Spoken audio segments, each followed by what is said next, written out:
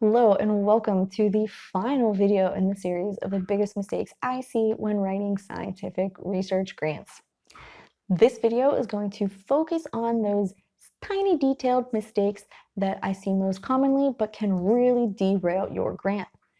If you're interested in previous videos, you can find the links below. And otherwise, I'm Casey Butler. This is ButlerSciComm. Thank you for joining us and let's get started.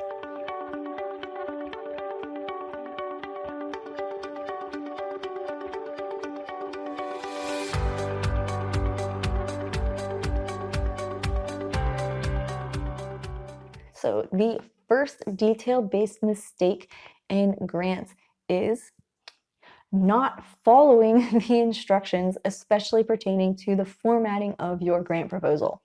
So every single grant call out there is going to want specific things from your proposal in terms of the formatting of that proposal. It's going to want specific margins, specific line spacing, specific fonts, specific spacing in between the fonts, and you must follow that. Okay, this is not a negotiation. There are no ifs, ands, or buts. That absolutely has to be followed, and the biggest fix here is to just follow the instructions. And I do have to say, most of the time, the mistakes here that I see are not people who are not necessarily following instructions. It's people who think that they're the first person to discover that you can shrink the line spacing, for instance. And let me just point out that as somebody who reads papers all day, every day for a living, when I open a paper and that line spacing is shrunk, I can immediately see it and I can immediately tell. You have to have a specific line spacing in your grants. If your grant reviewer opens it and tells that you've condensed the line spacing to fit more lines per page, that is an automatic disqualification of your grant, okay? Don't give people a reason to throw out your grant because you wanted to put in a few more lines. I promise you they're going to notice. I promise you are not the first person to figure this out. So just follow the instructions that they give you to give yourself even the opportunity to have your grant scored and read. The next detail-based mistake is using overly technical terms throughout your grant. And the fix here is just remember again that while your reviewer is likely a scientist, they are not an expert in your field. So everything here has to be explained, and it has to be explained well. And because you are limited in space, my number one fix here is to just find every technical term you can in your grant. Figure out if you have to have it in there. One of my rules of thumb in grant writing is that if you use a technical term 3 times or less, try to remove it from your grant. If you can replace it with lay terms instead of the one technical term, that is even better. If you can use the lay terms around the technical term every time you use the technical term, that can also work, but it will take up a bit more space. And sometimes here, you don't need the technical term at all. You can just use that definition. So instead of even having the term, you can just use the definition of the term without the term at all. What we're trying to do here is reduce the amount of thinking that our grant reviewer has to do about our grant.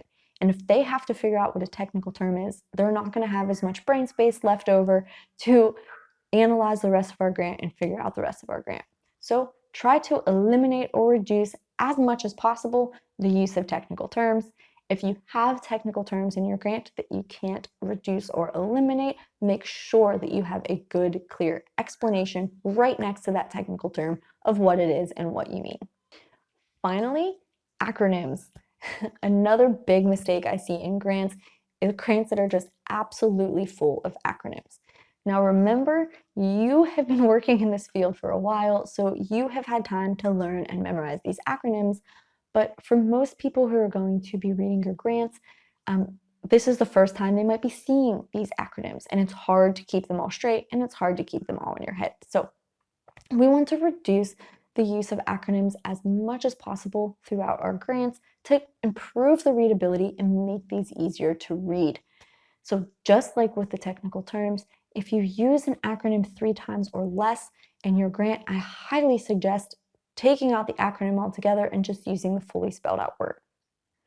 Also, if you have a large chunk of space in between when you first defined an acronym and another time when you use it, consider redefining that acronym again later on in the grant.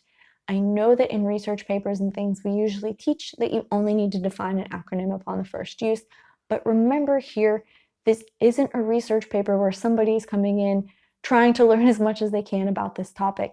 This is a grant proposal where somebody is trying to see if they should give you money. So what you want to do is make it as easy as possible for them to say yes. Don't make them have to study this. Don't make them waste precious time they could be spending on other parts of your grant to be flipping back through and figuring out what an acronym means. So overall here, fixing this, if you have a long complex term, especially one that you use a lot, absolutely go ahead and use an acronym. It's not a big deal. If you're using an acronym 3 times or less, I would even argue 5 times or less, then just spell it out. It's much easier to read when it is spelled out anyway, and if you're using it that few times, you're not really saving yourself space by having this defined as an acronym, but what you can gain in improved readability is huge, so spell out those acronyms. Finally then, remember if you have even 1 to 2 pages in between one use of an acronym and the next use of the acronym, it might be helpful to consider spelling that out again for the reader at the later point, just so you are sure they are not missing the point there or having to flip back and relearn what that acronym is. So those are the biggest detail-based mistakes I see in grant writing. If you want to go back through the other videos in this series, the links are going to be included in the description of this video. There is also a written text blog post of this on my website, the link included if you prefer text versions. Otherwise, if this video series is helpful for you, please subscribe to my channel. Also, feel free to comment here to let me know what other types of videos you would like to see and how I can help you better write your grants or your research papers. So that's everything for now. Best of luck with your grants and happy writing.